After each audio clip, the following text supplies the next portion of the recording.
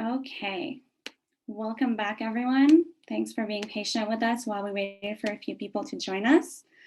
We will now begin this webinar and I will start the introduction. We have with us here 3 of our featured artists plus our guest curator, Cu del Rosario. So on your screen, you will see our introduction and our faces. And I hope that brightens up your evening. So hello, everyone. Thank you for joining us for our second artist talk series, TULOY, TAWID in Conversation. My name is Manar. I'm the curator of exhibitions and collections at the Art Gallery of Grand Prairie. I am joined this evening with our guest curator and 3 of our featured artists in the TULOY, TAWID exhibition. In this webinar, we will have a conversation about the concept of the exhibition and how it was developed with our artists, who will speak to us about their art practice and background and tell us a little more about the projects that they created for the show. The journey of developing and realizing this exhibition for the past year has been so exciting, and it was very inspiring and an inspiring experience altogether from the beginning with all the artists that we spoke with. I've had the pleasure and honor to work on it with our guest curator and our 6 featured artists. Before we begin, I'd like to mention that this talk falls under Alberta Culture Days for this month. There are a lot of events taking place to celebrate arts and culture in Alberta, and I'm happy that this talk will shine a light on this exhibition and will be part of Culture Days. The Art Gallery of Grand Prairie is one of the largest free admissions galleries in Western Canada. We are located within the Montrose Cultural Centre, where we share spaces with the Grand Prairie Public Library and Teresa Sargent Hall. We have been extremely honored to have this exhibition in our spaces and to share it with our community. I would like to take some time to acknowledge the land that we reside on, Treaty 8 territory. Indigenous peoples of this region have existed here since time immemorial, and we thank those who have gone before us for the care and stewardship of these lands. We are grateful to the Beaver, Cree, Dene, and Métis people for allowing us to live, work, and grow in this beautiful territory. A special thanks to our sponsors for this show, our very own local Pizza Hut and Justin Monroe. Now I'd like to introduce our guest curator, Cu del Rosario. Cu is a Filipino-Canadian artist who was born in Manila and raised in Calgary, Alberta. She completed her BFA in painting at the Alberta College of Art and Design in 2001, which is now called AU Arts. She has since exhibited in numerous exhibitions across Canada and also participated at the Viva XCon 2018 in the Philippines, and was a founder of Elmo's House Artist Residency in Aklan, Philippines, which she founded between 2017 and 2019. Cu is currently pursuing her MFA in Sculpture and Ceramics at Concordia University, and it has been our guest curator for the TULOY TAWID exhibition. Cu, I will now pass the mic on to you to start the show. Hi, everyone. Thank you so much for being here. My name is Cu. I'm the guest curator for TULOY TAWID, which are Tagalog words meaning to continue to cross. It's really amazing to be with you tonight. This brings us in conversation with this wonderful group of artists, 3 of the 6 that's featured in this group exhibition. For those of you who are here in the first of the series, please bear with me. I have to repeat a few quick things before we begin. Of course, I would like to thank the Art Gallery of Grand Prairie. Everyone has been so wonderful to work with. Celine Schneider, of course, Katrina Shirley, who is managing our virtual space to ensure that everything is working well. Rob Swanson, who is a gallery technician who helped us with setting up the beautiful show. And of course, Jeff Urbach, who is the executive director and who's just been so enthusiastic and supportive throughout this whole process. And of course, Manar, the gallery curator. We've been working together since over a year now, and we've tried to bridge our distance through emails and Zooms, and but really we're just connected through our shared desire to make this exhibition successful. So thank you so much for being such a great sounding board and guide, and it's been such a pleasure working with you and to call you a friend. Of course, thank you to the 6 incredible, talented artists that was, who said yes to this project, who embarked on this journey with us, and has contributed such beautiful and thoughtful work. TULOY TAWID could not exist without you all. A special thanks to Dr. Marissa Largo, who's currently the Associate Professor at York University as well as NASCAD. She curated a group exhibition way back in 2018 at A Space in Toronto called Unsettling Imaginaries. I knew her, I guess I've known her now for 10 years, and she's been a bit of a mentor and a friend. And that exhibition that she curated is really pivotal in terms of how this show or these artists have come together. I just want to acknowledge and give thanks to these lands and waters that I'm dispatching from, of which I benefit from the lands and waters. I understand as a settler, I'm benefiting from the unceded indigenous lands of Jojage and Montreal, of which the Ganyagehaga Nation is the rightful and true custodians. TULOY TAWID is a group exhibition that brings together 6 artists that are just as diverse in their practice as they are in their perspectives from which they entered this project. In fact, this project was quite serendipitous in its genesis. Derek Chang, who was the gallery curator at the gallery at the time in January, had taken a trip to the Philippines to attend the 3rd Kamias Triennial in Quezon City in the Philippines. That was curated by Allison Collins, Patrick Cruz, and Su Yang Lee. There, Derek was inspired to bring the Kamias exhibition to Grand Prairie with the theme of the Balikbayan Box, and I'll circle back to that idea in a bit. Before Derek was able to realize this idea, he moved on to other pursuits, but not before seeking someone to take over this project to ensure that this exhibition happens. Allison Collins, who is a prolific curator, who you may know from Western Front and 221A, connected us.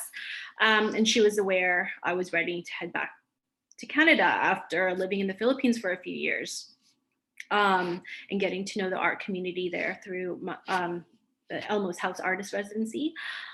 And after many emails and meetings with Jeff Urbach, I was brought on as a guest curator. And then, of course, Manar, Abu, Touk, and I started working together. And and this project has undergone many changes since. But after all of that, we're so fortunate to have ended up with this exhibition that we're all so proud of. And so for those of you who are familiar with the term, the Balikbayan Box refers to the large parcels of provisional goods Filipinos from elsewhere would send to their loved ones back in the Philippines. This custom was popularized during the 70s and 80s when the Philippine government really pushed for its citizens to seek jobs elsewhere. The proliferation of immigration rose in number, and the Balikbayan Box became a powerful symbol of the Filipino diaspora. Balik means to return, and bayan means town or country. It can sometimes even refer to a group of people. Balikbayan Box is a technology that's developed to support the international care chains, preserving family connections, as well as help members of the community maintain and continue their membership through contributions. It's quite easy to romanticize this act of care. It confirms benevolent prejudices about Filipinos. The Filipinos are caring, family-centric, self-sacrificing, etc. And of course, this is true. However, it's just a meager detail. There's a great breadth that's true to the Filipino experience that trouble the issue, that make it so much more rich and beautiful and interconnected. And neglecting these facets is to flatten the struggles and successes of the people implicated by the diaspora, both in the homeland and abroad. And with this project, I was really excited for the artists to explore these nuances, the parts of the story often overlooked or underrepresented. Such exchanges cannot be contained within these boxes, but through the artworks, it opens up worlds to be accessed and appreciated. What exactly are we dispatching to one another? What are the meanings behind the objects we send? Does it change from sender to receiver? What is the weight that heavies our gestures and of the unsaid things? And what of the evolving histories and cultures we hold in our bodies as we move across distances towards and away from each other? Ultimately, the show urges gallery goers to enact their own migration, to continue to cross towards listening, to consider new perspectives and imaginaries, bridging the differences and pointing to the similarities that tether us together within these ever-shifting borders of the diaspora. Tonight we have Marigold Santos, Julius Poncelet Manapul, and Karen Zalamay, who are all Filipino heritage, as much as they are Canadian, who will speak about their practice as well as their work as it relates to this exhibition. So the way that we're structuring this is I will introduce the first artist and then they will speak for 10 minutes.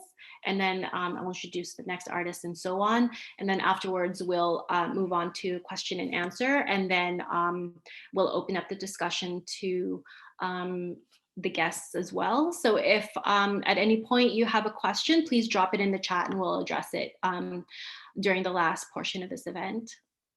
So now we'll begin with Marigold Santos. She is an interdisciplinary artist based in the Treaty 7 territories or Calgary, Alberta. She was born in Manila with family linkages in the province of Pampanga in the Philippines. And this origin really figures in the imagery and mythology that she explores in her work.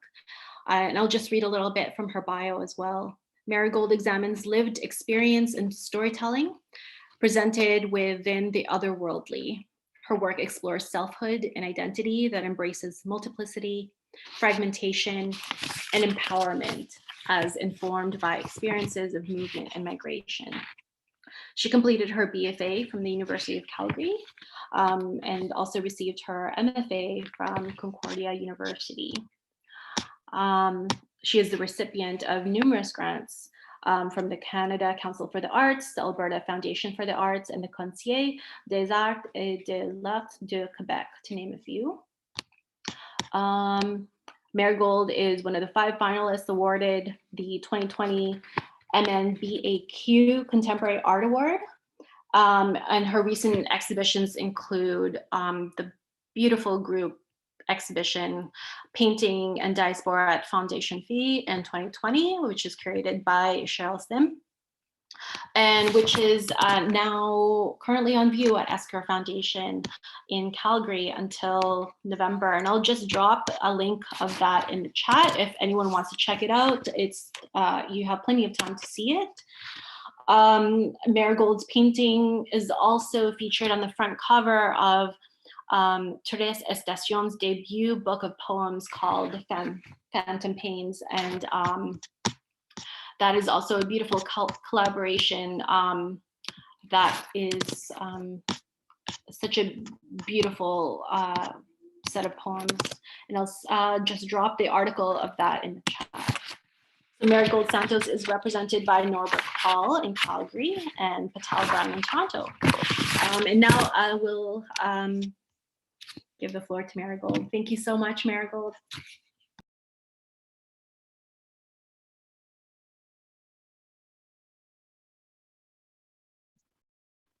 Hi, everyone. Thank you to everyone who's tuned in tonight. And I just want to begin by thanking the Art Gallery of Grand Prairie. Thank you to Manar, Touk, and Rosario, and all the other artists that are participating in this exhibition. Thanks to the others at the previous artist talk. They were lovely, and thank you so much for sharing your work with us. I was able to catch that, and that was great. I also want to take this time to let you know that I am presenting to you from Treaty 7 territory, and I would like to acknowledge these traditional territories of the people of Treaty 7, the region in southern Alberta, which includes the Blackfoot Confederacy, comprising of the Siksika, Piikani, and Kainai First Nations, as well as the Tsuut'ina First Nation and the Stoney Nakoda, including the Chiniki, Bears Pond, Wesley First Nations. The city of Calgary is also home to Métis Nation of Alberta Region 3. And as I live and work as a settler in this land, I commit to practicing decolonization as a process of constant and continuous listening and learning, and acting with care, responsibility, and gratitude. So with that, I'm going to share my screen and we can begin, and I will briefly talk about my work.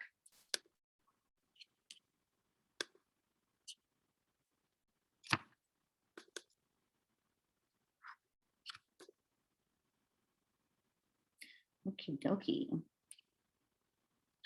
Let's have a look here.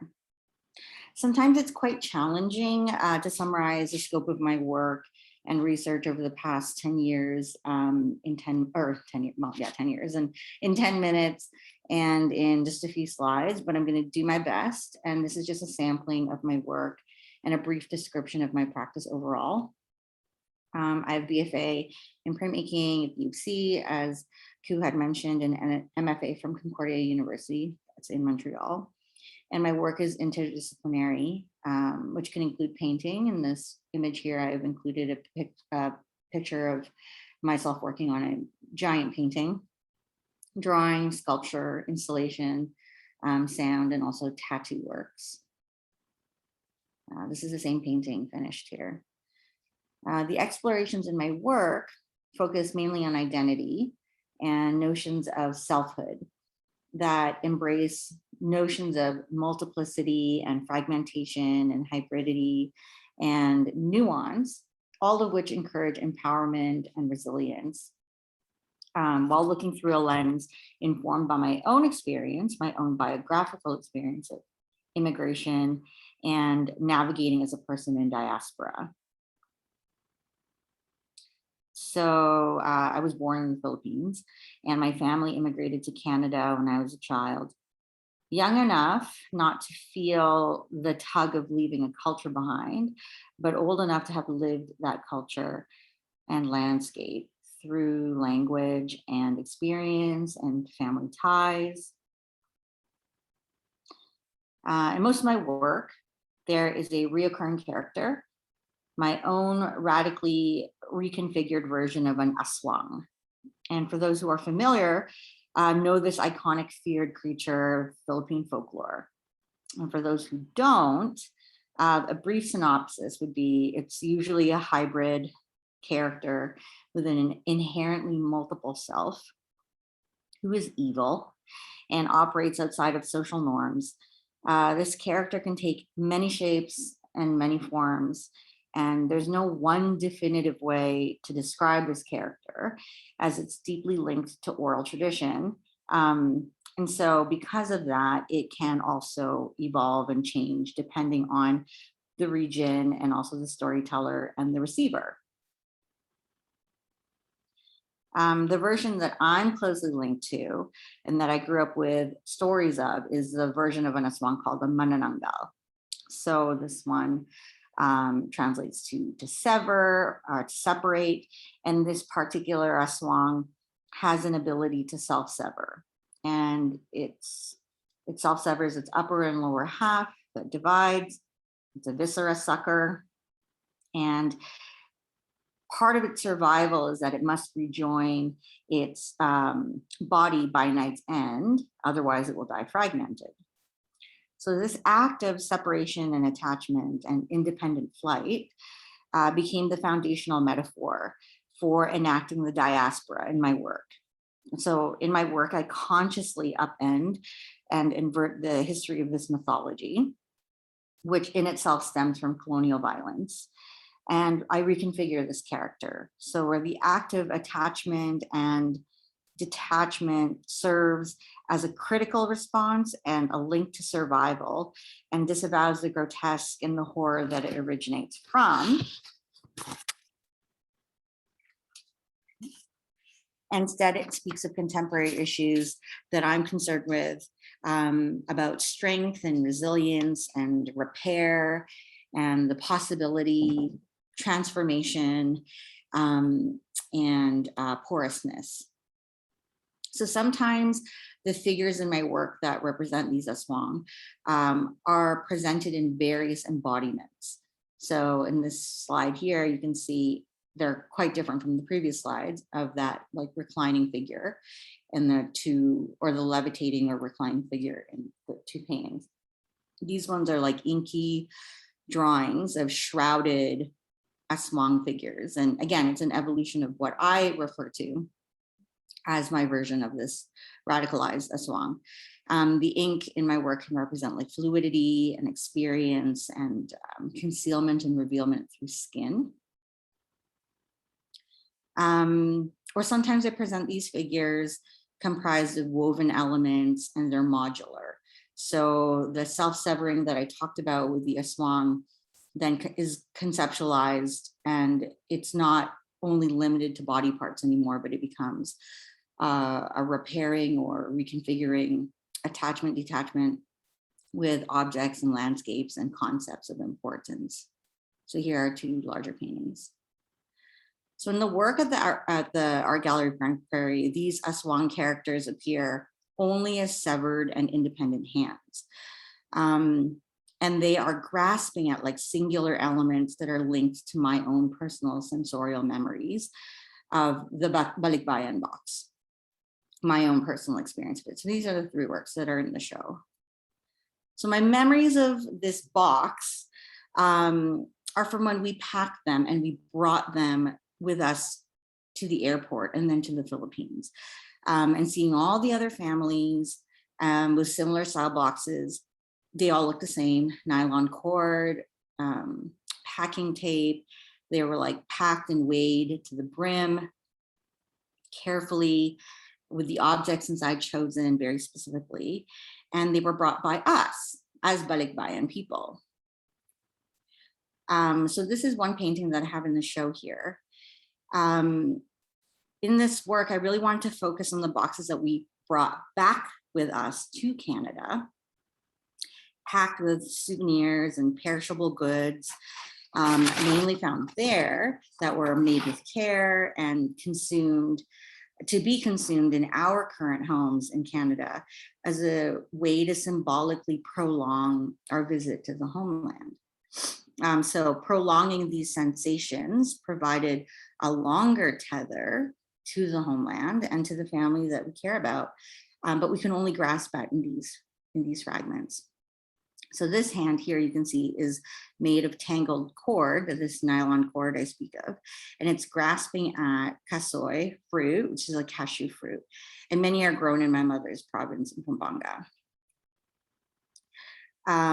So I associate that with a particular sweet called a turon de casoy, which, like, I'm sure all of you, not all of you, but some of you know this, because I actually don't know who's listening, but it's a sweet that has a cashew nougat in the inside and a dissolvable, like, wafer paper-like coating on the outside.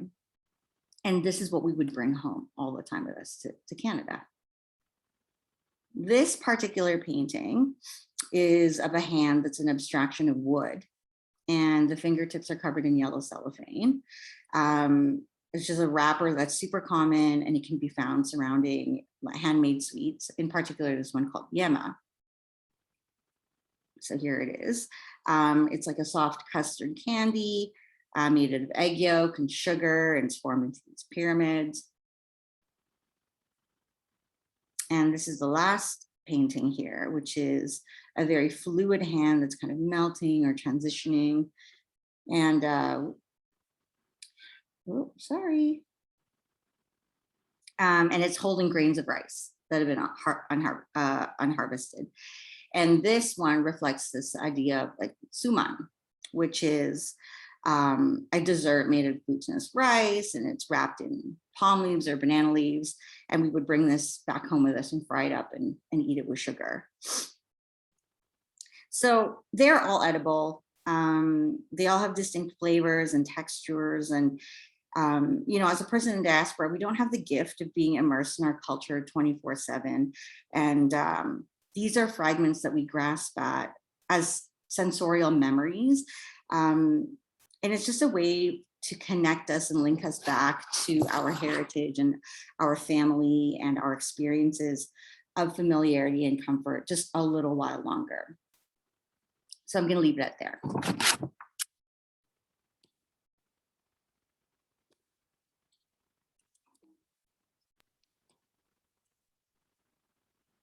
Thank you so much, Marigold. That was so beautiful to see those paintings.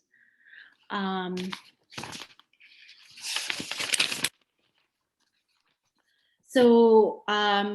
next artist that will be presenting is Julius Poncelet Manapul. They are multidisciplinary artists based in the traditional territories of many nations, including Mississauga of the Credit, Anishinaabe, the Chippewa, the Haudenosaunee, and the Wendat peoples, which is Toronto, Ontario. They're the assistant professor and associate chair of contemporary drawing and painting, faculty of art at OCAD University. Julius also received his BFA from OCAD, followed by a master's of visual arts, visual studies, and a certificate in sexual diversity studies, both from the University of Toronto. Julius's work and research are wide-ranging, tackling issues of eternal displacement through colonialism, sexual identity, diasporic bodies, global identity construction, and the Eurocentric Western hegemony, specifically the experience of immigration and assimilation through cultural erasure. Julius examines the complexities that complexities of the Filipino culture post-colonialism. Through the use of hybrid images, Julius questions elements of queer communities that continue to uphold heteronormative and racial hierarchies. I also want to note Julius has an alter ego called Rice Kaganda. This is a persona that they use in performance and video installations that interrogate gendered domestic roles specific to the Philippine experience. And I'll just drop a link in the chat of that performance. It's a YouTube video. You can explore that at your leisure. Recent exhibitions include a solo exhibition at Artscape in Toronto titled Decolonizing Antiquities earlier this year. Because it was during the height of the pandemic, it's thoroughly archived online, so you could definitely explore that as well. I just dropped that link in the chat. As well, they were included in the group show Pandemia, Community Collage 12 Degrees in January, which is also in Toronto. And if you want to know more about his practice as well, I'm going to drop his, their website in the chat. Now I hand off the stage to Julius. Thank you so much, Julius, for being here. Thank you so much, Ku, and thank you so much for the gallery. So let me just share my screen, and I do want to acknowledge that I am hosted on the land of the Mississaugas of the Anishinaabe and the Haudenosaunee Confederacy of the Wendat. I also recognize the enduring presence of all the First Nations and Métis and Inuit people. Let me just share my screen. Bear with me. How's my volume? It's okay. Okay. That's good. Thank you. Thank you so much. Okay, so this talk, I want to talk about the idea of the Balikbayan, but I wanted to retreat back to my childhood, and the thing that resonated to me was this title, Umalis ka na sa araw, which means stay out of the sun, and bumalik ka na sa araw, go back to the sun. Stay out of the sun, umalis ka na sa araw, is a well-known saying back home in the Philippines when parents tell their children to stop playing in the sun, rooted in problematic post-colonial state perspectives of whiteness since colonization. All the way to the present over-exuberant presence of whitewashed Filipino celebrities that occupied our media landscape. Recollecting these valued ideas back in Manila where whitewashing products became a mundane daily ritual regimens from toners, lotions, and soaps. It's pretty hard to see any Philippine cleansing products without whitewashing substance unless you obtain those cleansing products from the North America, shipped back to the Balikbayan Box to the Filipino migrants, back to the living North American, shipping it back to the package to the Philippines. The Balikbayan Box, which it's translated, we all know Balik means to return or to go back, Bayan, which means the actual country, represents this cultural exchange, this family kinship, migration, diasporic bodies, and cultural erasure. Simultaneously, the re-articulation, bumalik ka na sa araw, translate go back to the sun, is a reversed ideology that I address to counteract the terms of umalis ka na sa araw, translating go stay out of the sun. Exploring these two different iterations reflects an unsettled diasporic narratives of Filipinx bodies. The contradictions between colonization and globalization pushes this to disseminate what is appropriate, what is acquired, what is performed, and how cultural bodies navigate between spaces, notions of patriarchy, conditioned expectation, and cultural survival. Growing up, learning to avoid the sun in the Philippines is a contrast to the Canadian, North American notions of tanning to perform wealth, health, and class. This was perplexing adjustment for me as I wondered how this assimilation take part in unaccountable appropriated assimilation on both sides as a catalyst for self-refusal, thus leading to the uncompromising position of cultural survival. Balikbayan Clash, umalis ka na sa araw, which means return to your country. Clash, stay out of the sun, is a continuation in a series of work that explores whitewashing products from the Philippines preserved in glass cloches, reflecting on its critical translation to the daily mundane task of washing one's face and body with likas soap, finished with a cotton full of Eskinol toner. These became my habitual basic daily washroom routine, normalized growing up back home in the Philippines. These products are inhabited by Maya birds and butterflies, both indigenous to the Philippines, recollecting my experiences with these taxonomies crafted from homonormative cis queer male bodies that upholds a template of to aspire to become or desired by.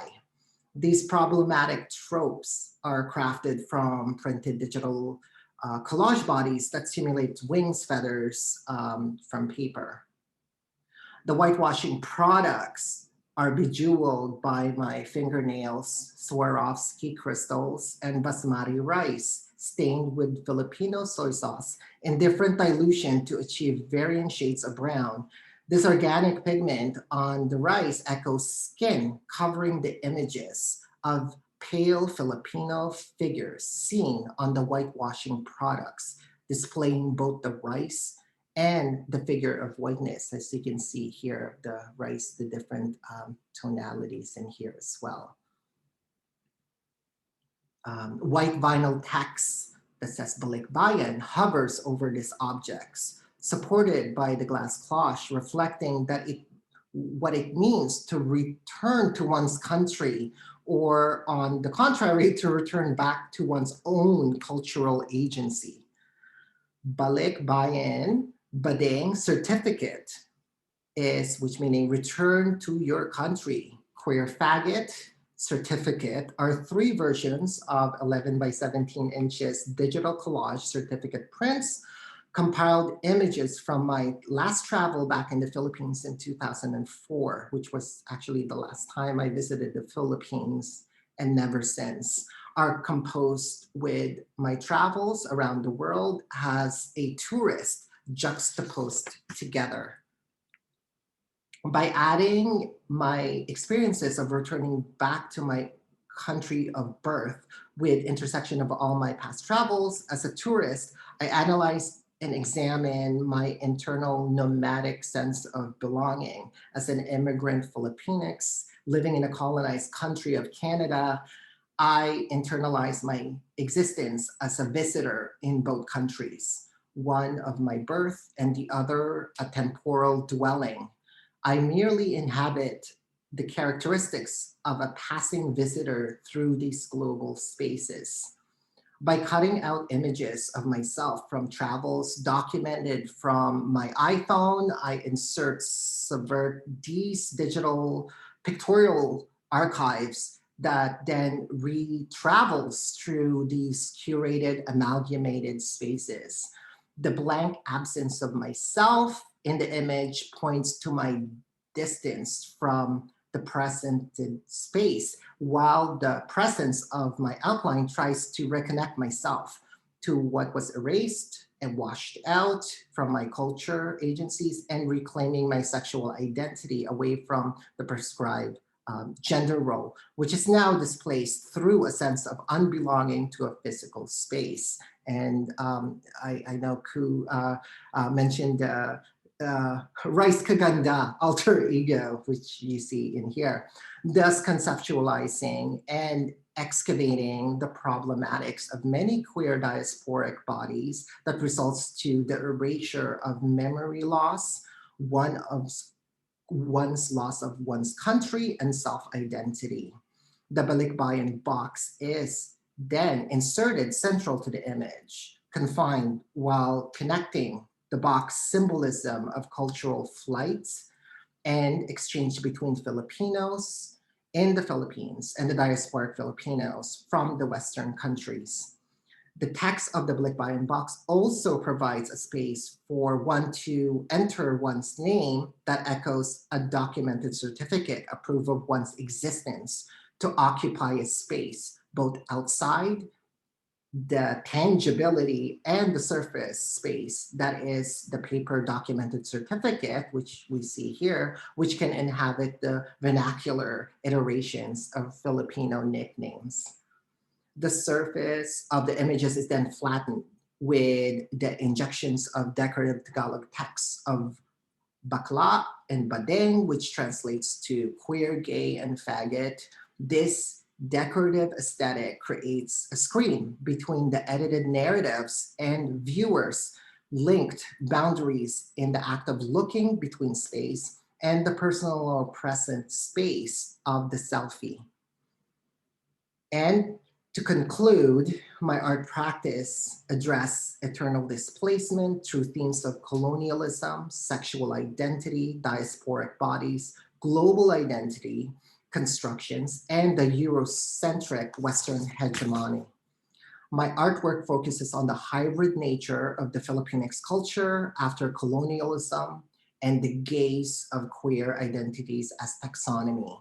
My research project looks at the narratives of many diasporic queer bodies that create an unattainable imagined space of lost countries and domestic belongings through colonial pedagogy of knowledge and globalized imperial power.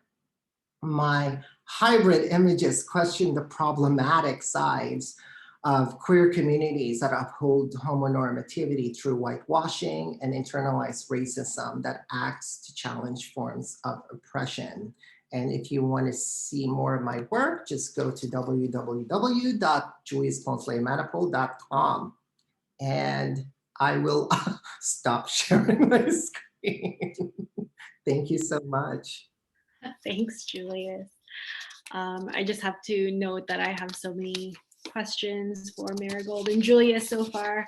And now I can't wait to introduce you to our final artist that will be speaking today. That's Karen Zelamay. She is an interdisciplinary artist, cultural worker, and educator based in the traditional territories of the Musqueam, Squamish, and Tsleil-Waututh, or Vancouver, BC. Karen received her BFA at the Emily Carr University of Art and Design in Vancouver, and received her MFA as well at the Concordia University here in Montreal. She received support from Canada Council for the Arts, British Columbia Arts Council, and Conseil des Arts et des Lettres de Quebec. From her website, Karen's work is rooted in photography and installation, examining ways of presentation. Her research centers on the camera-mediated relationship between body and space, as well as the material and representational potential of the photographic surface. Her work has expanded to use photography as a means to think through and encounter broader issues of identity, memory, and uncertainty. Karen has several projects coming up. At the end of this month, September 24th, she will be participating in a group exhibition at the Gordon Smith Gallery in North Vancouver, titled Beyond the Horizon. As well, in mid-November, November 18th, she is participating in a fundraising exhibition at Gallery TPW in Toronto, titled Photorama. And I have a link that I can share with you in the chat.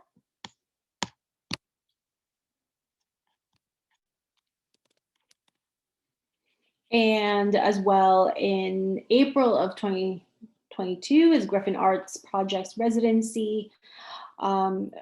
She's participating in the residency at Griffin Arts Project in North Vancouver. And that's going to be a really exciting project that I can't wait to get some more information about. And as well, I'm going to drop Karen's website as well. And without further ado, I will pass on the floor to Karen. Karen, thank you so much. I'll stop speaking now. Thank you.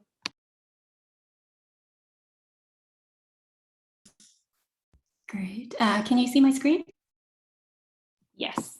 Okay, great. Thank you for all those links, Ku. Thank you. So my name is Karen Zalamea, and I'd like to start by acknowledging that I'm speaking to you from the traditional, ancestral, and unceded territories of the Musqueam, Squamish, and Tsleil-Waututh nations. And I say this with gratitude and humility as an immigrant settler, and with a deep sense of responsibility to continually listen and learn and act with care.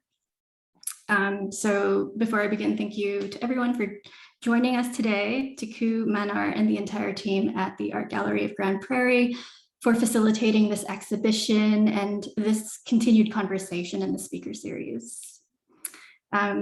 So here's an image. I was actually really lucky to visit the exhibition in person, and I went to Grand Prairie last month. So I spent a couple hours in the exhibition space and was able to see everyone's work.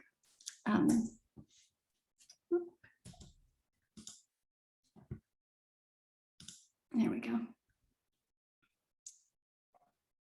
So my contribution to the group exhibition is actually a starting point, and it's a fairly new project for me called Sunken Garden. And this started during an artist residency and time spent in the Philippines in February 2020. And during that month, I lived in my ancestral house in Quezon City. And it's basically the house that my mother and all of her siblings grew up in. And it's a house that remains in our family. And so I am second generation Canadian born, and I haven't actually spent much time in the Philippines.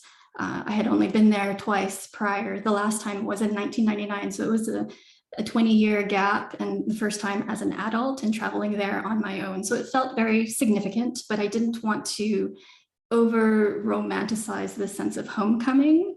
I was just more interested in seeing what would come of this time spent in this house.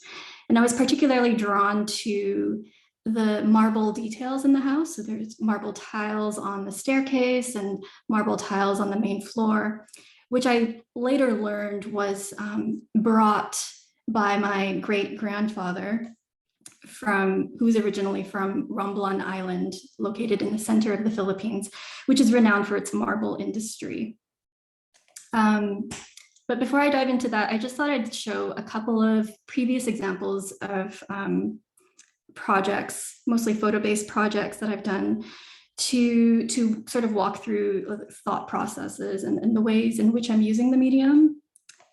For example, they are lost as soon as they are made. This was a long-term project from 2015 to 2020, wherein I built a 4x5 analog film camera, and I made lenses by freezing water samples in specially fabricated lens molds.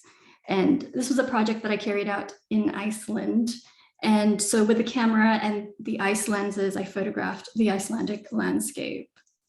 So this was a materially driven experiment with the camera and its optics, and thinking about the possibilities of the natural landscape capturing itself. Can it reveal and render its own photographic image? What is gained and what is lost through that optical transmission? And so collectively, there were 80 images within this project. And so this work will be remounted again in the group show in a couple of weeks. And so I was thinking through not working with conventional representations of space, of course, with these experimentations, and the expectations we have of quote unquote landscape images, which is really dictated by a historical legacy of landscape photography and its depictions of the picturesque. And so instead, this project was aiming to demystify the construct of idealized views and witnessing transitory encounters, materializing images on the verge of disappearance, and disclosures. So these are more disclosures of impressions of sea and sky, of horizon, vegetation, being and weather, and atmosphere. And this was the final iteration of the project, was as an editioned artist book. So thinking about photography as a mode of encounter while consciously thinking through histories and colonial legacies, ideologies that have been shaped with and by the photographic medium. A couple other projects which were also location-based, and these were photographed during a road trip through the American West, and deploying these representations through a range of processes, from traditional silver gelatin prints to this, which is a laser cut inkjet print on silk. And thinking about photographs that can then function as sort of malleable topographic skins. They can shift, drape, fold, layer, undulate. I consider them to be like soft photographs that conform and respond to the supports that they're shown on.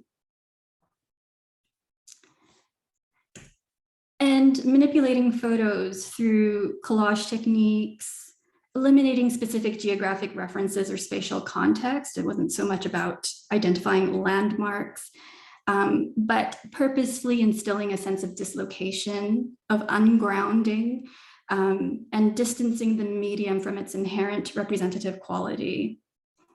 And thinking through this shift from, experiencing a space and it then being a material surface. So playing to or messing with the learned ways in which we optically and physically or metaphorically situate ourselves in relation to spatial representations.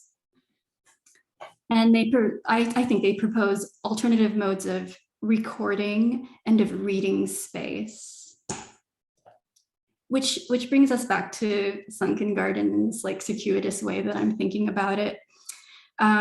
So the image on the left, it's an 8-foot by 12-foot banner. It's a photo printed on banner material with grommets along the perimeter. And what it is I photographed each of the steps in the marble staircase of the house. And I wasn't exactly sure how I was going to work with these images, but I photographed each tile of the 14 steps and decided to create an alternative map and meld together, digitally merge together. This is a process image here that shows sort of the beginning stages of working with the puzzle pieces of the 14 steps and trying to digitally match the veining of the text and the texture of one step to another to connect it into one solid piece of marble. In an imagined restoration of the extracted stone to the land. And so I do see this as an alternate map of purposely troubling map making with this map of approximations, because maps are tools of colonization, of course, in delineating borders and controlling the movement of people, controlling resources, severing relations. And so in that purposeful troubling, I'm thinking through the possibilities that this action of bringing all the stairs together is an action of bridging distance, of merging one step to another, merging possibly one island to another. But it also speaks at this scale, at 8 feet by 12 feet, it speaks to the monumental, especially being like a faux representation of marble, one that can be rolled up or folded, one that is portable. I see it as a facsimile or a remnant of the house that I can then have with me in Vancouver. And I'm thinking about, how else I can interact with this piece. And I always imagine myself like standing on it. So this might be a new iteration of the project. And then accompanying that piece, so there are 2 pieces that I have in the show, is a smaller image, which is also digitally constructed. So it was my plan to return to the Philippines and to continue this project and to go to Romblon because I haven't been there yet. And then, of course, I came home in March 2020, and then everything changed. So, of course, I haven't been able to travel since. But I wanted to embrace the limitations of that and how else can I then experience this space. And so I decided to digitally construct a quarry that is made of images sourced online. So images of Romblon quarries that come from Google Maps, images that people have posted on social media or travel blogs, and constructing this imagined quarry as another way of being within that space and of continuing the work. So this project is ongoing. I'm slowly chipping away at the material that I shot last year. So it'll be interesting to see where it progresses from here, but it's been an incredible opportunity to have this exhibition as a way of thinking through these ideas in relation to other artists as well. So I'm going to end it there. Thank you. Thank you so much, Karen, and for everyone who, yeah, so beautiful. I think,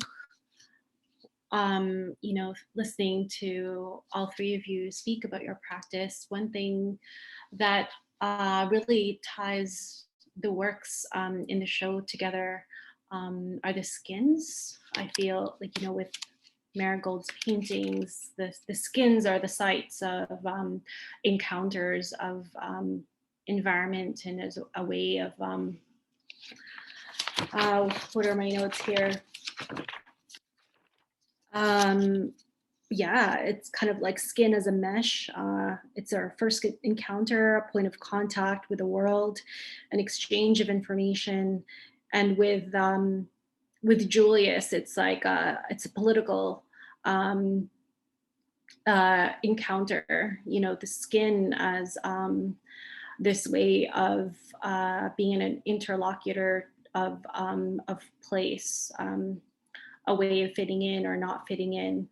And then for yourself, Karen, I was thinking about the skins that form with the materials that you use and the images that are imprinted on it. And when you were talking about the ice as a material of ice as this material that you use to kind of examine the landscape that it's in, and thinking about the tarpaulin as a site of the tarpaulin as also a material that figures very prominently in the urban landscape. I'm just wondering how, just your additional thoughts of that. I was kind of wanting to just dive deep, not necessarily present like general questions, but more as a way of just like engaging all three of you in a kind of conversation. I think that, I guess maybe I'll start with the first question with Marigold.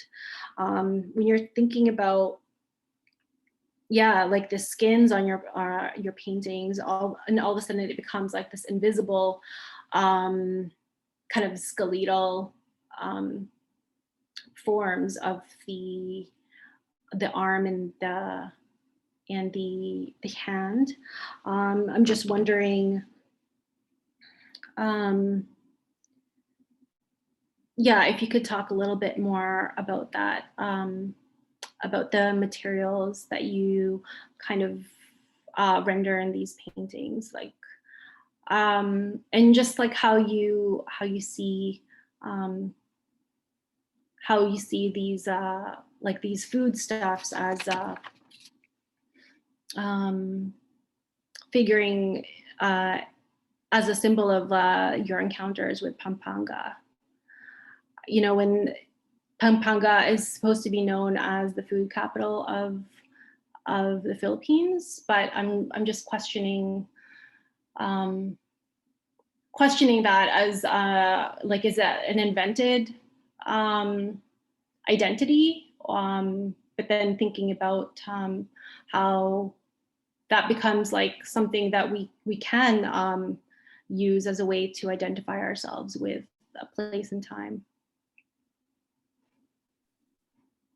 Yeah, I guess I'll begin by addressing maybe the first part of your question, which is the form of the hands and how they're presented in my work. So hands factor in a lot in my imagery.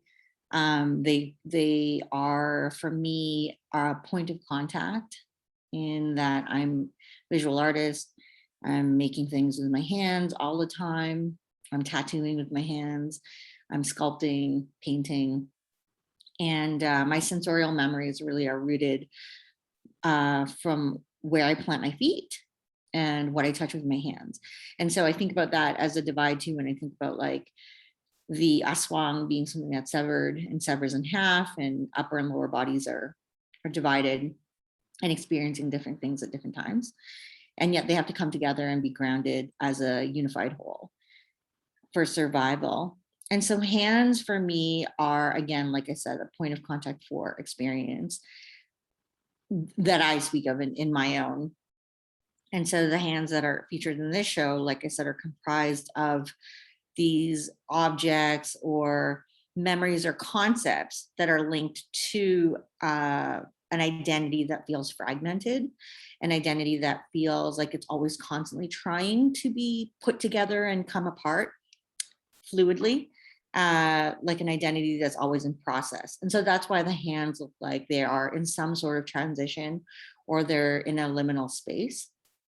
And the hands are also independent from a whole. Like you can kind of speculate that they might have come from a larger body and are performing as a fragment, but then they're also independently animate.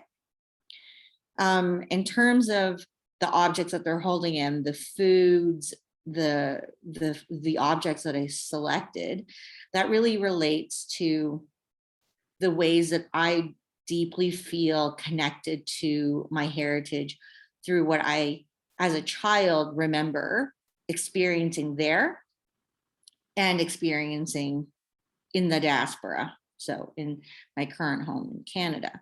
And those feelings are fleeting. You know, when you eat something, when you consume something, they dissolve, and but they are transportative and transformative at the same time. And so they have the power to bring you back to some sort of memory or experience, which in many ways is really the only tether that we can have when you can't grasp at something tangible and you're just trying to grasp at the intangible all the time. And so for me, when I think about, to bring it back to the province, you know, like my mom comes from Pampanga, and we would spend some time in the province, and the other times we would spend in the city where my dad's family was from and where we lived full time. So for me, like when I think about even just going back and forth, like from Canada to the Philippines and visiting, I think about that dynamic of back and forth and what is experienced on the farm versus like what's experienced in the metropolitan city, and what I experienced in Canada versus what I experienced in my homeland, and how they're always linked to these very fleeting sensorial memories that are very hard to grasp. And so that's what the hands are always trying to do as a gesture. That's so beautiful. Yeah, I love the almost like the geological kind of striations too, as the background. It's almost like a way of hinting at a land or some sort of a grounding that's not there. It's just a hint of that. And with Julius, I just noted a question about identity and how that kind of changes as your sense of place or your actual geographical location changes, specifically your like sexual identity, like how you're accepted or not accepted. You know, like your positionality, I guess. You know, I was thinking about the kinds of limitations that one might have in the Philippines due to the prominence of the Catholic religion per se. Would you mind speaking a little bit about that? I guess it's odd because it's again a lot of I guess I'm not alone within that diasporic language where I sometimes imagine what it would be like to kind of like, what if I never came here? What would my life be to just be living in the Philippines? Would have it been different versus here? Because those are two different like ideologies of upbringing, and to have those kind of dualities. And I'm sure a lot of diasporic artists and creators can relate to that kind of turmoil that happens between those two countries. And sometimes it's usually a country that has been colonized and then a country that represents colonization. And what happens when you are brought up, growing up to kind of as a childhood without knowing any kind of academic jargons and all that stuff. What happens to that child? What happens to that knowing and understanding of fitting in? What have you become? I always call it this like kind of like Pygmalion complex. It's like, what have I become of this too? Where do I belong? It's always that struggle. And I think it's one of those things that I can never find answers to. And I think the answer is that's why we're doing what we're doing. I guess that's why Karen and Marigold, like we're all doing the kind of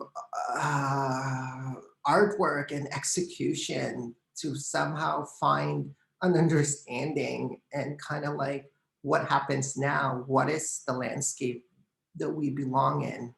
What is that? And sometimes it's kind of jarring because we are living in a land that's been colonized, that's like, stolen. And it's kind of like unsettled. I can never someone told me, it's like, oh, that's too much. It's like, I can never say that I'm completely Canadian. Yeah, by paper, but I always think about the history of why I'm here. I always think about the struggle of why I'm here, how many people's blood has shed why I'm here, and why do I have to flee my country, and why the reason why I had to flee my country for that reason of politics that is so grounded and rooted within colonialism in the first place. So it's just kind of like bittersweet things. I don't know if I'm answering your questions, but it's cool. It's just, it's a loaded kind of idea that I still struggle with daily and try to find myself in belonging. I guess I'm not sure of within those contexts.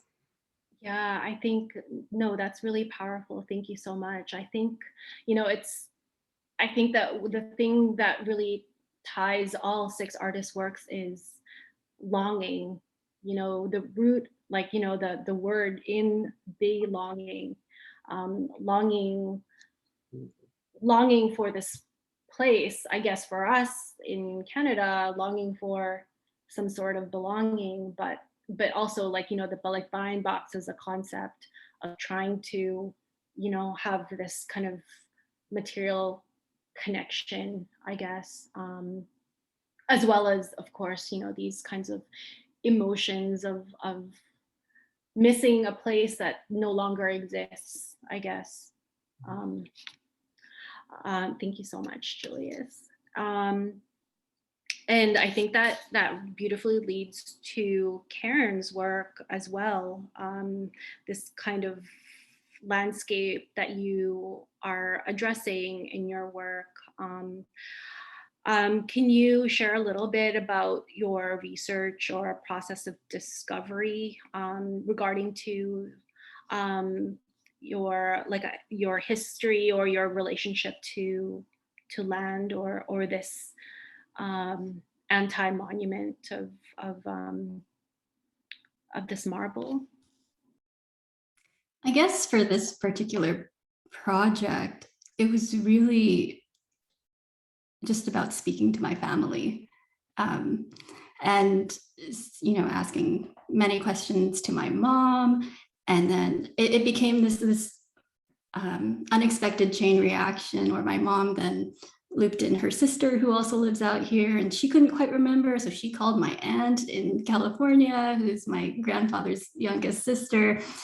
And so it kind of became this larger network of knowledge sharing and memory. And my mother had thought all these years that this house was purchased by my grandfather, but it was actually my great-grandfather who purchased this home, and then it was passed down in the family. So just small details like that, which were coming out through just this knowledge sharing, which was really beautiful. And it's a form of research that I've actually never engaged in before. And this is really one of the first projects where I've delved into my own personal identity without being explicitly about my family or specific members, and trying to find ways of exploring that through the materials of the house as a starting point. And can you talk a little bit about the tarpaulin and your choice of imprinting this rock to something as synthetic as tarpaulin? Yeah, and it's something I've been experimenting with for a number of years, is playing with different substrates, different materials that you can imprint photographic images on and then manipulate them as volumes in space. And when I was in the Philippines last year, I mean, images on tarpaulin are everywhere for commercial images, and also political campaign images and personal images, people wishing someone happy birthday or congratulating their daughter on graduating high school. And then they'll have a large, 8-foot tall school photo of her. And these were just plastered everywhere. And I wasn't aware that this was such a ubiquitous form of like image sharing in the urban landscape. And so I was really drawn to this very accessible way of disseminating imagery, and wanted to see what would happen if I tried to incorporate that in this project, and potentially also thinking about it functioning in relation to shelter, how the tarpaulin can then also act as housing too. So I think there's many like other avenues of how does photography then, translate space, but then also become space or become shelter. I find it really interesting to like these connections between the artists, not just the three that's here on the Zoom webinar, but also like with all 6 artists. There's, for instance, with Zeus Bascon, he also, who's based in Laguna in the Philippines, he also used tarpaulin in such a different way, and it's so exciting to see that juxtaposition. But also, and then with Julius and Cologne, like using these rudimentary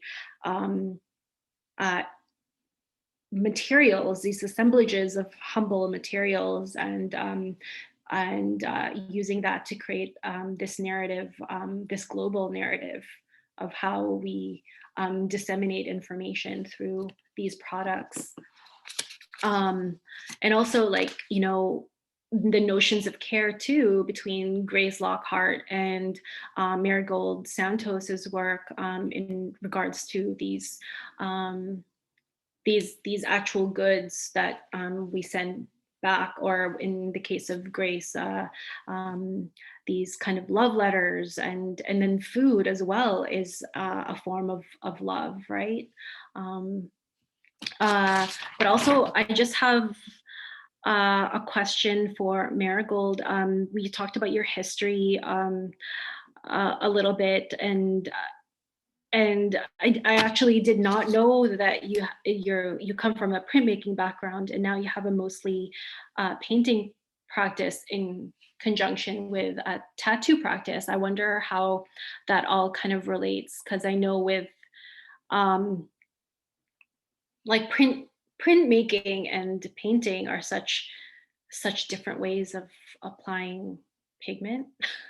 I just wonder how you transitioned between those, or if you still work in printmaking. I'm not sure. It's a good question. I did do both my undergrad and my master's degree in print media, which is really funny because when I did my master's, I didn't do any print really. And then I did all these other things that I wasn't trained in at all, like painting and sculpture, which I never took any classes in. And that's what I do predominantly now.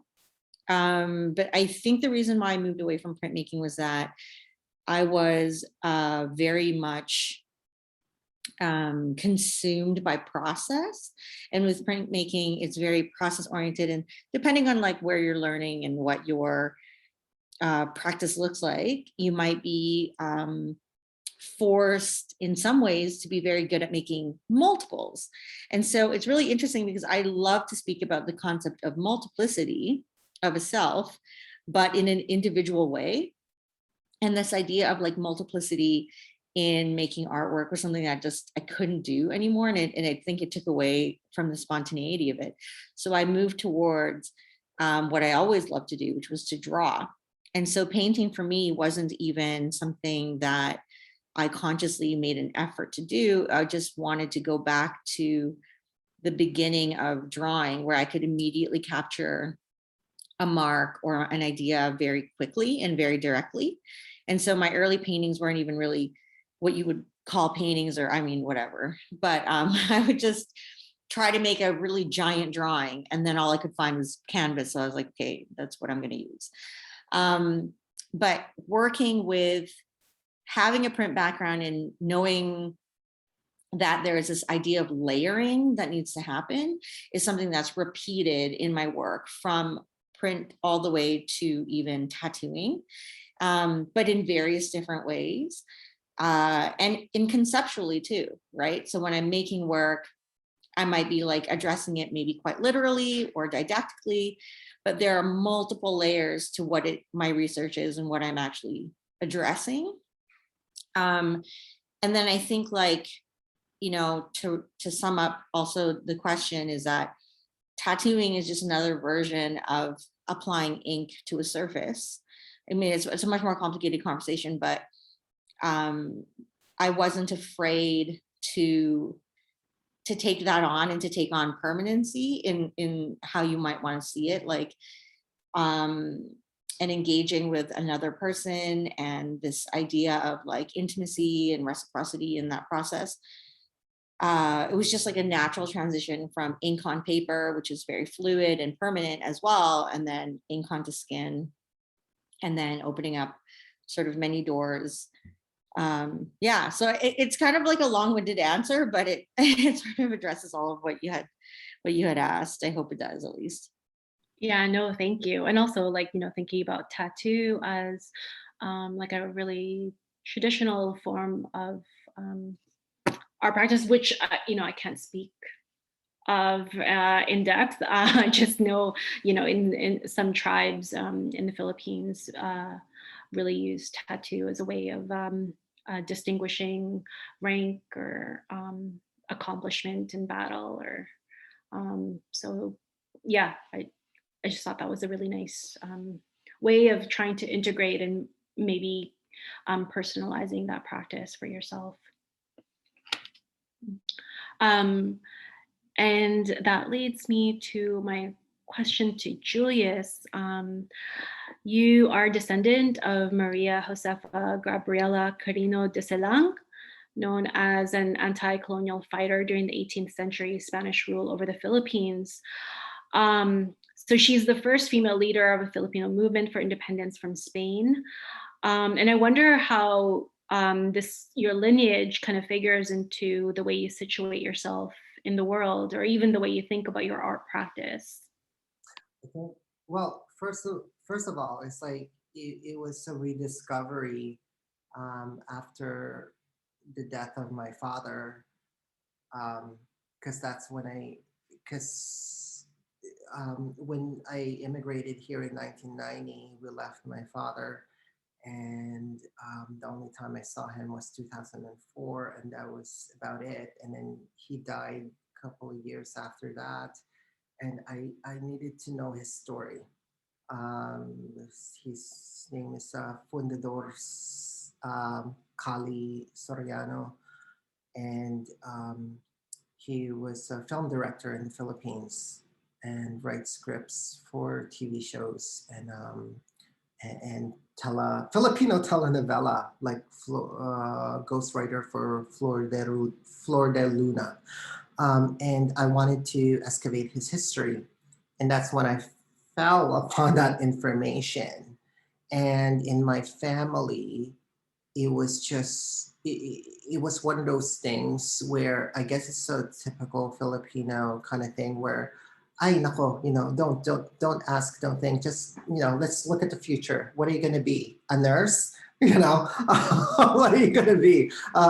So it was something serendipitous where upon looking back and realizing this and realizing my family lineage and my ancestors, and like excavating through photographs, it was it felt like, oh God, no wonder why I'm constantly angry about justice. No, but it was this kind of reconnecting towards my past and feeling like, okay, every step or every kind of cost that I try to do has to amount to something that I need to say. And that was having a conversation to that Filipino kid that came here, that 9-year-old Filipino boy that came here. to Canada always teased about, my English, and was just traumatized. And I never realized about that serendipitous lineage that I need to find strength towards those painful experiences from the past. The racist experience that I experienced when I came here from the past to now. And then that revelation gave me strength. It gave me strength to do what I need to do and believe in what I have to do. I'm sorry. Oh my God, it's turning into a different topic. I'm so sorry. No, it's okay. It's okay. It was a blessing. It was a blessing to the point where my parents, my family, my mom's side, because that was from my father's side, was almost kind of like proud that I'm still remembering the side of my father's side. But then again, coming here and people correcting my English, we don't say that. We don't eat that kind of food here. I'm like, how much have I whitewashed myself? How much have I assimilated to feel like I belong? I guess I wanted that child back. And the revelation of Gabriel Zelamay was almost a speech to me saying, remember where you came from. Magtagalog ka na. Speak your own language. Sorry. Salamat, Julius. Napakaganda na yung sinabi mo. I think one of the reasons why this exhibition is so dear to my heart is the fact that, there is a really large Filipino constituency in Grand Prairie. And I hope that, if there's a little kid, a little Julius, a little Koo, a little Marigold, a little Karen goes in, that there's something there that like clicks, that they recognize something in the works, that like some of these works are really highly conceptual, but the materials are it speaks so much. Thank you. I wonder if we can, if you have any questions for each other, or if there are any questions from the audience. Yes. Or Manar. I have a question. Sure. But I want to lighten things off, but I have a question. I guess this is both for Karen and Marigold. It's like out of the blue, truly out of the blue. If you have one chance to visit back home in the Philippines, where would it be and why? Sorry. Put you guys in the spot.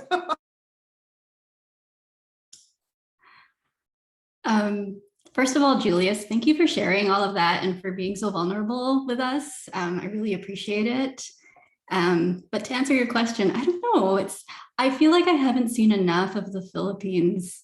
So part of me is thinking, well, I shouldn't go back to Metro Manila. Like I spent a lot of time there. I'd love to go to Romblon to continue this work, but I don't know anyone there too. So that would be a little tricky, but I would probably, I don't know, probably go back to Quezon City, go back to the house. Julius, thank you for sharing with us. That was really, really touching. Thank you for being vulnerable. To answer your question, I don't know. And my first probably desire would be to go see my family, like in Cainta, and I would see them and I would visit with them because I haven't seen them since 2014. Was the last time I was there. But I'm also I am 32 weeks pregnant. So I'm going to be, delivering a little baby into this world very soon. And my goal is to be able to travel when it's safe, and to go back to the Philippines and bring my child with me. And so I don't know what that will be like, because my family is so protective of me. I'm sure can relate to that, like very specific with where you can visit and where, when and where. But like what Karen said too, is that I'm not that familiar with all the islands and where you can go, because it's always been kind of sheltered from me. So I'd like to go. I'd like to explore it as an adult in a different way and not be so protected, and then have and share that experience with my child. Wow, thank you. Yes. It's always good to like remember those nostalgic stuff. I actually Google, I actually Google map where I was born, and it was like, I don't remember this unless, because the Google map has changed and the landscape has changed. So it's so interesting because it's always that kind of reconnecting. And I think maybe that was the root of the question, was like, how do we reconnect back? Sorry, I'll mute myself now. No, thank you. Yeah, that's a really good question. I'm wondering if we can, oh, sorry, does anyone else have any questions before we bring it to the audience? I can bring it here. There's audience back here. Do you Yeah, we have a live audience. Hi, guys. guys have any questions? Oh, they're shy. Oh my goodness. I know. Oh, hi, John. I know that we also have Grace Lockhart, who is one of the artists. I'm just wondering, did you have any questions for the other artists, or did you want to say hi?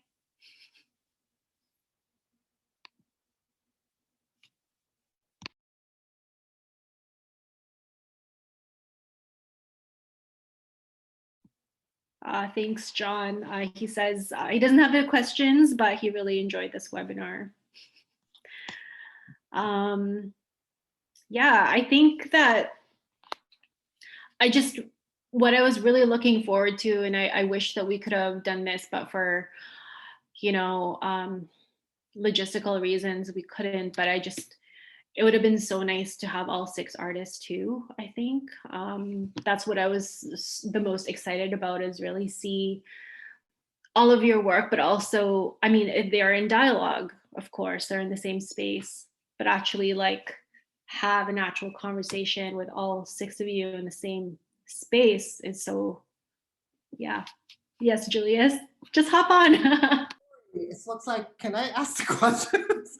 Okay, my second, Netta, sit down. You should ask questions too. My question is actually for Ku and Manar about how curating this show and just creating, and I'm so grateful as well for creating this kind of platform for ideas and messages that sometimes are kind of like within the fringe. We don't want to hear about those kind of stuff. I'm grateful for. My question is, like, when you guys were planning and curating this idea, and I remember it was about, I don't know, should we title it like Balikbayan? Like the box? It's like, oh, generic, whatever. But it surprises me about this amazing new title. What was the process, and what was, if in your views, curating and amalgamating all the artists, what was going through your mind within the process, and the reasoning why this landscape kind of existed or unraveling within itself within this kind of research? Such a confusing question, I know, sorry. Manar, did you want me to answer this question, or did you want to answer it? I can answer from my perspective coming into the show and the concept. I was told about this concept when I first joined my position in August of last year.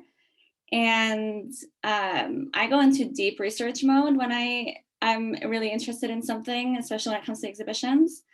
And it was interesting to me how related some of those ideas were to my own background. And I'm an international curator, so I've lived in a few places, and I found that I've been doing that because of my need to belong somewhere. And wherever I lived, I always tried to connect to that culture and the local scene and try to find ways where I can connect with them. And I think when we started working on the show together, the idea of both the Canadian diaspora and locals in the Philippines was really intriguing, of those conversations that could be had. And I remember Ku and I had multiple conversations about that, like we should have artists from both countries that can be in dialogue with each other and kind of represent both perspectives and understand what this entire concept is. So I came to it as an outsider to learn about it, to understand the history of the Philippines, and that through unraveling a lot of those stories and a lot of that research, I understood more about, I'm from Toronto, so the community there. I understood about my own background as an expatriate child in the Middle East and the Filipino community there, and how that was around me and how I saw that as a child. So it was just really interesting to me for the amount of artists that we spoke to and all the stories that I heard and how connected I was to it, and working with Ku and learning her perspective and her ideas and her background. So I came to it as an outsider, but somehow related to it. And that's how I kind of approach a lot of exhibition concepts that I work on, is telling untold stories and those voices that need to be heard because they're not.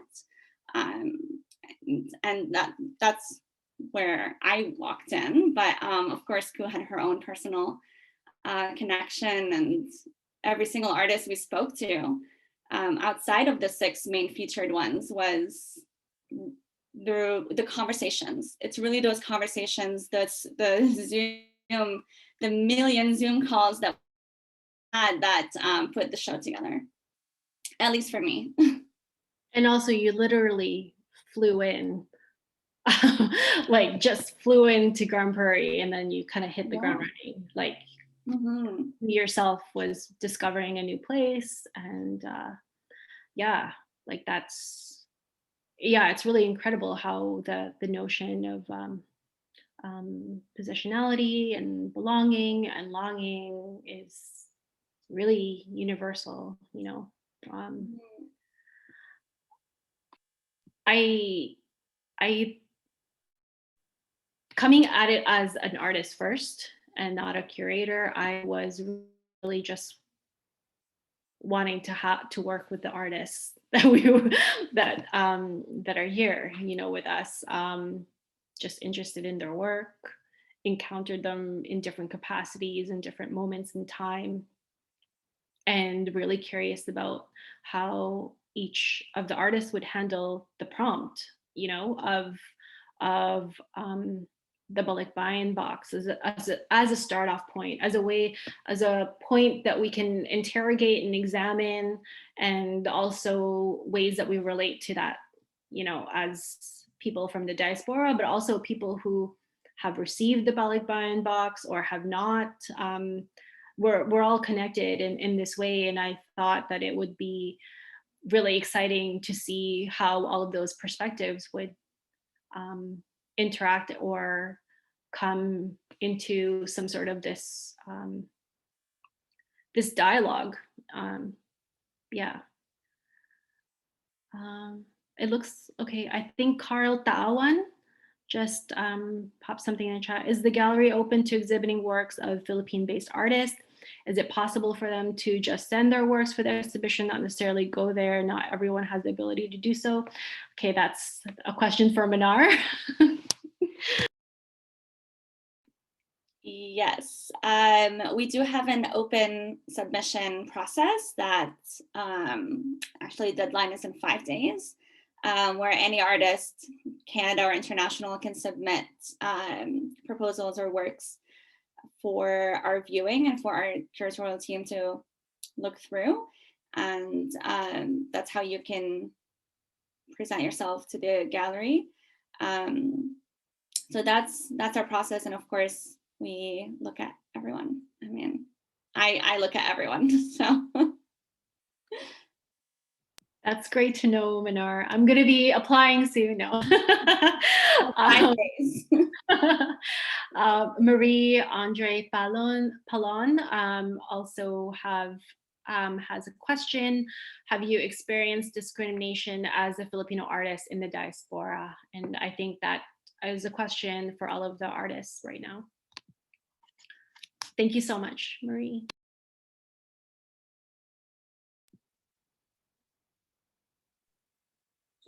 Do I start?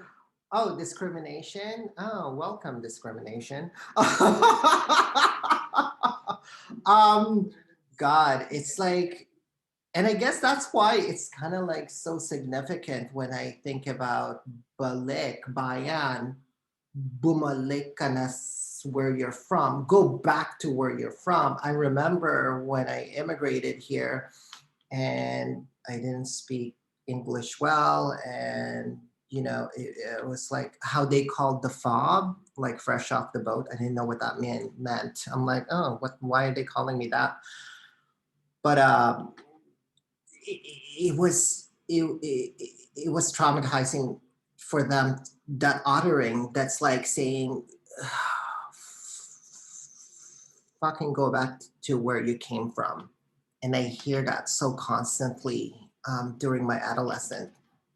And I'm like, okay, I would love to, but the surprising thing is a lot of the people that are saying that are, I don't know, the Anglo-Saxon Canadian, probably historically are not even Indigenous. And I would understand if it was an Indigenous person saying that. So the dynamic of that as a younger adolescent, hearing that and feeling like, shit, they have figured me out. I'm from another country.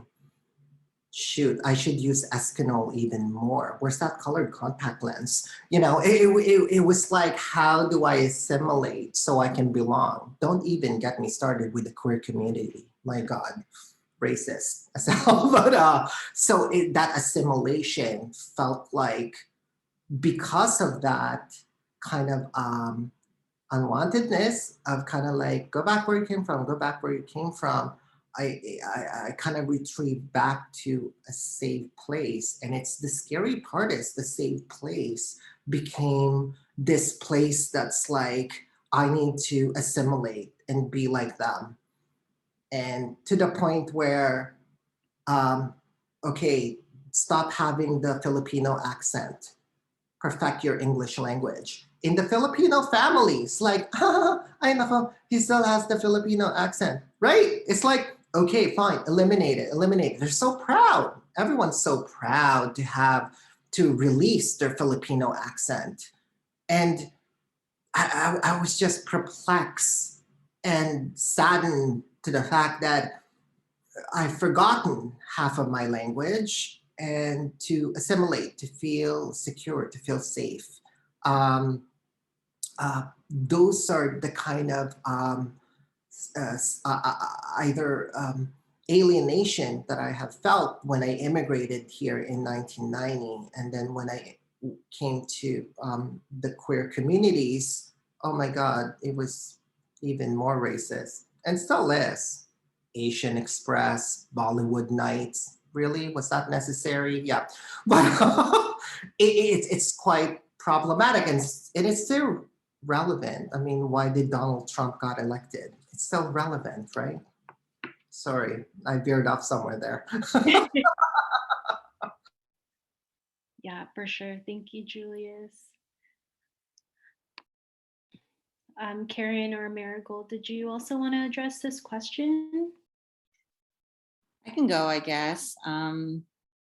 Yeah, to address discrimination, it is a part of everyday living as a person of color in this country, every day.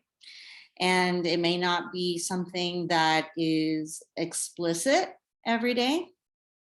It could be in the bias, and can be in interactions. But discrimination is something that, yeah, people in the diaspora experience all the time and probably will continue to experience it if our society continues as it is. I learned about racism at a really young age when we immigrated. Again, I didn't speak English, I spoke Tagalog.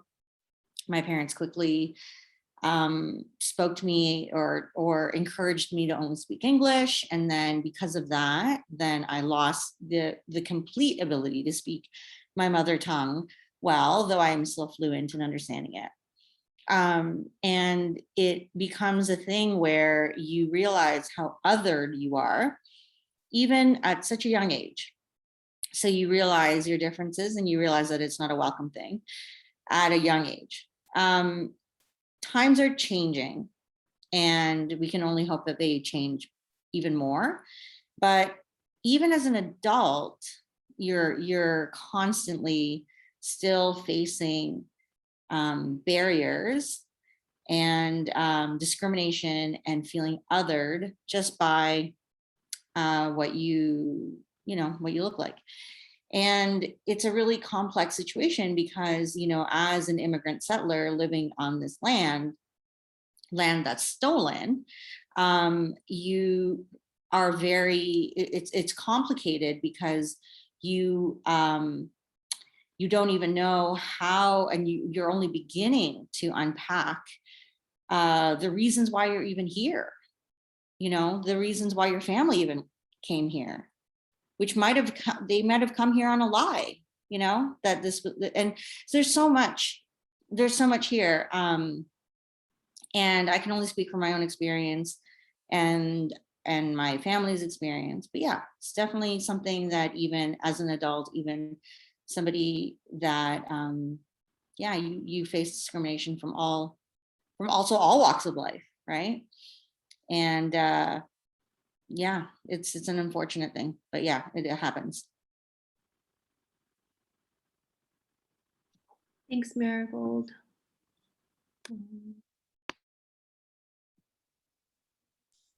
I feel like Marigold just encapsulated that really perfectly. And just to echo, yes, as a racialized artist, individual, like racism, discrimination exists in both explicit and very subtle, insidious, everyday ways.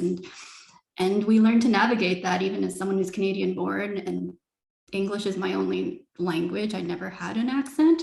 And so, but even still, I am still othered in different ways. And so it is something that we navigate, and hopefully things change for the better.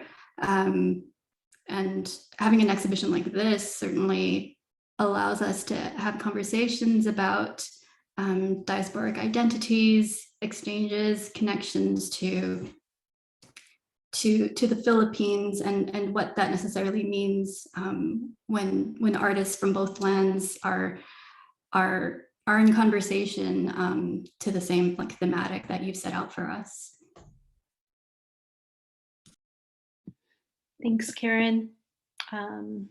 I just wanted to add a little, when I came here when I was 8 years old, I definitely learned early on how different I was. And I remember actually making a point in my head to think in English in order for me to get rid of my accent. And that kind of, and like understanding that that's what I had to do to erase a part of my identity in order to be able to be accepted, or at least, not be othered in such a blatant, hateful way, was really, really traumatizing, and lots to unpack. Anyways, I won't go on, but Kevin Belligor had posed a question: can art possibly contribute to stress, or can someone make the best art pieces even in a stressful environment or situation? And I think Kevin is also maybe addressing stressful situation in terms of, the kind of environment that we're describing, like being othered, or I think that's what you're getting at, Kevin. Yeah. And this question obviously is for all three artists.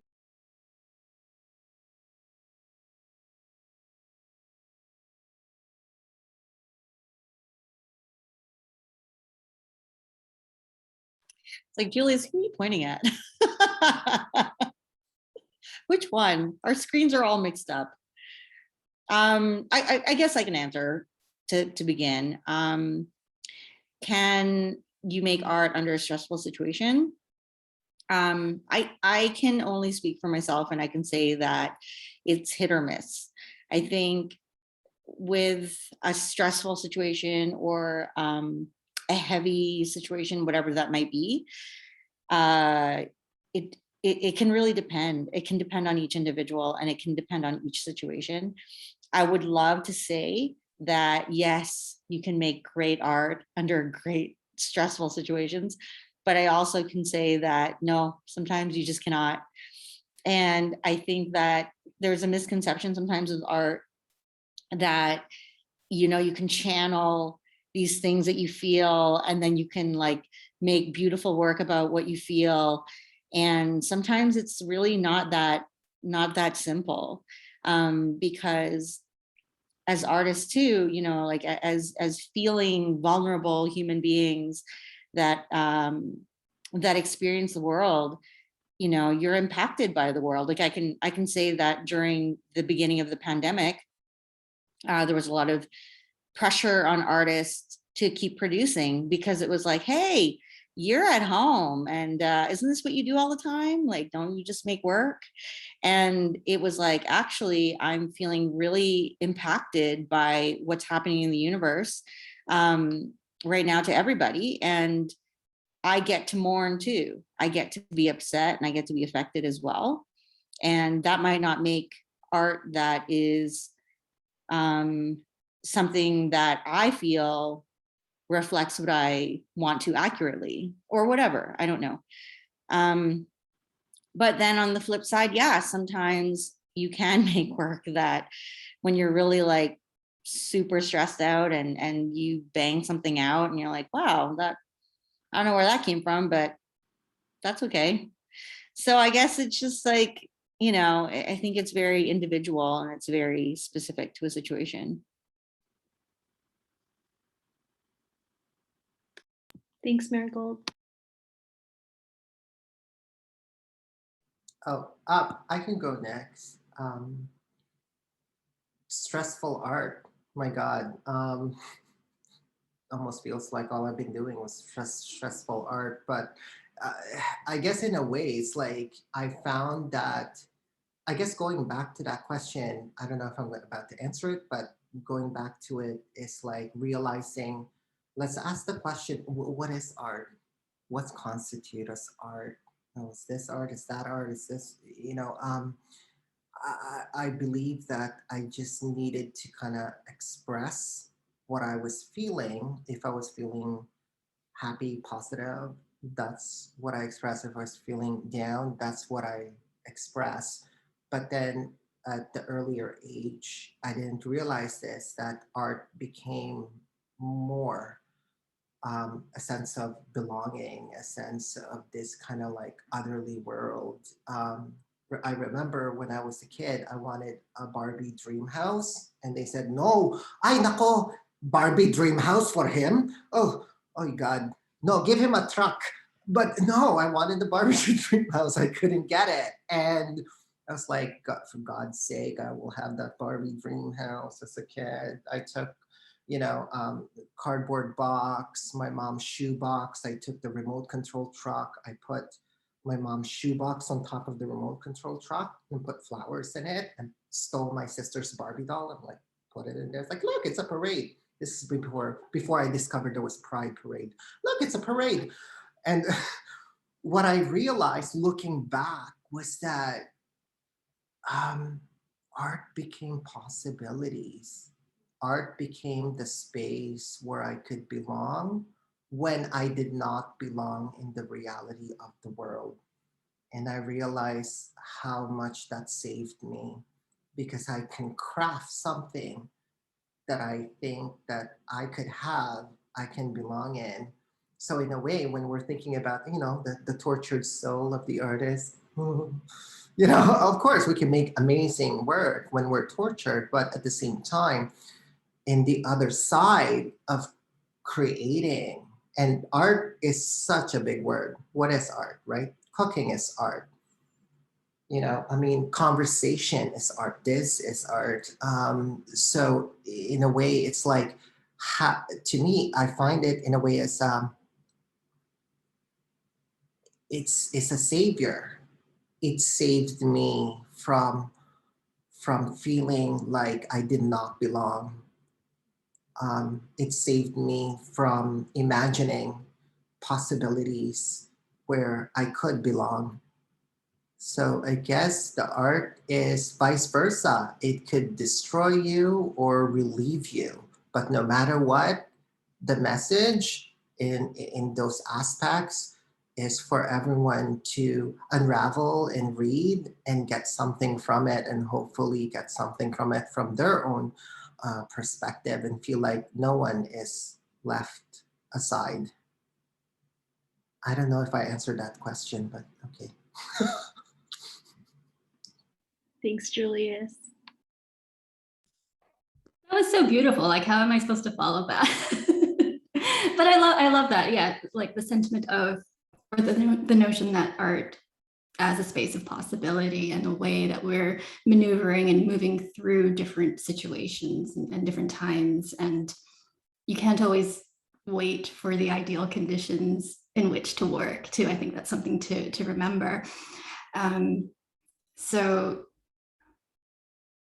yeah, I interpreted this as like making work through the pandemic, like Marigold said, and I guess we're all responding to difficult situations, stressful situations in different ways. For me, it was like I slowed down and I was really resentful of this pressure put on artists to respond in real time to what was happening, and not feeling like we didn't have the space to just take a step back like everyone else. So yeah, but just echoing what Julius was saying about living within this space of possibility, and art, as you mentioned, Ku, art is world making.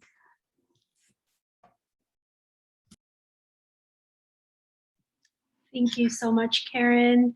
I just dropped a reference to a piece of text by Z. Smith called Intonations. I don't know if anyone's read it, but it's making art as something to do during the pandemic. But thank you so much. I think Manar is going to hop on.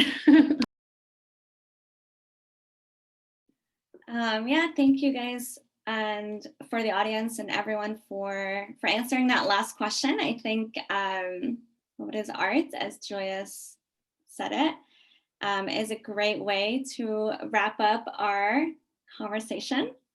And on that note, I just wanted to thank everyone, Julius, Marigold, Karen, and Ku, for taking the time to be with us today and sharing their amazing practices. As you can see from these conversations, what this entire year has been, we spent a lot of time on Zoom during the development process and having talks like this in order to create what is now the exhibition. And I've been very grateful that we had that accessibility with our different time zones and the uncertainties that came with the past year. So I would like to thank everyone at the gallery who's also been on this journey with us, working tirelessly behind the scenes. And of course, last but not least, thank you to everyone who tuned in this evening to hear us talk about our exhibition, about art, and the different perspectives that grew out of TULOY TAWID. So thank you so much for your participation, for asking your questions, and for spending your Friday evening with us, or morning if you're in the Philippines. This concludes our second talk in the series. I want to thank all our 6 featured artists, Julius, Marigold, Karen, Grace, Zeus, and Artist Collective Cologne. For the audience, if you are in the area, you can still visit the exhibition, which is up until September 20. You can also visit our AGGP website to see a walkthrough. We had little snippets earlier of the exhibition. We'll do a full walkthrough and we'll upload that on our website. And you can also learn about all our featured artists. So thank you again, everyone, and I hope you have a wonderful weekend. On that note, I've been in a Zoom meeting before where we say, I am complete after everyone is finished with their conversation. So on that note, I am complete, and I've been very grateful to spend this evening with you all. Thank you. You have actually one more question. Oh. Where's your name from? It's very unique. I am originally Syrian, and my name is Arabic. Thank you so much, Manar. I'm complete. I'm so thankful. Thank you so much. This has been such an amazing experience. And thank you to the artist that's agreed to come on board, Manar, the gallery, just, yeah, everyone. Yay. Thank you so much. And thank you, Ku. Thank you. Karen, thank you, Marigold. Thank you, Manar, for giving me these opportunities. My God, woman power, yes. Thank you so much. Maraming salamat. Sorry. Good night, everyone. Good night. I am complete. I'm Thank you. complete. Thank you, everyone. And these conversations made me just wish that we could all have been friends when we were little kids too. Like, come on, little Julius. I'm just picturing it with the Barbies. Come on, so cute. All right. So good night, everyone. Thank you so much. Peace.